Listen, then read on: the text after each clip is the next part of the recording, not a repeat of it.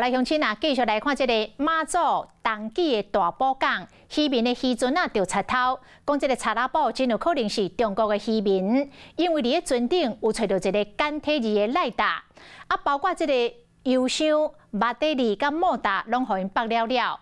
渔民是悲叹，讲物件拢互偷摕了了，敢若剩一只船咯。啊，马祖的居民过来控诉讲，中国渔船一直食过界，到咱的东基港来掠鱼，即摆甚至甲渔船啊拼了了，但是拢无看到海巡甲划船单位有所作为。我就是按鱼，希望他来一次就这样子，照一照就好了。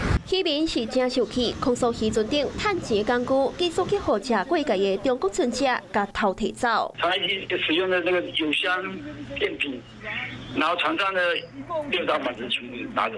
我发现外面那个浮球不见了，船顶的物件拢总无去，敢若剩一只渔船。先做渔民伫昨日早起发现物件被偷摕去，船顶敢若留一个写简体字的赖达，去一个是通宝海巡。不过，伊讲早就伫前一天，都看到中国船只超过界线入要到大埔港，严格说拢一直等袂到海巡船，想要到过当港，就发生窃盗案。我们船上就这么几个渔民，没有人偷，这个一定是大陆渔民。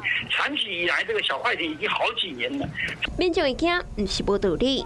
中国船只一直食过线，租金更加大胆，上渔船偷摕物件。民众是烦恼，若敢上船，就惊后一摆直接定了。这边风偷摕是东基的大埔港，渔民控诉港口离岸巡所开车敢若2分钟，严格因为岸巡队敢若负责港口出入、安检勤务和安置巡逻，若有发现敢若当进行通报和监控。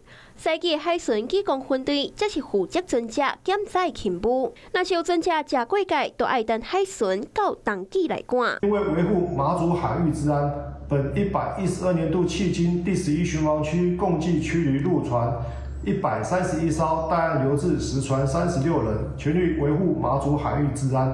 大埔港已经互中国渔船烧焦几落摆，超过线被赶出去，也是无得惊。当地居民是烦恼，因会更加唱手，甚至走入到人家厝来做贼仔，希望海巡会当赶紧改善状况。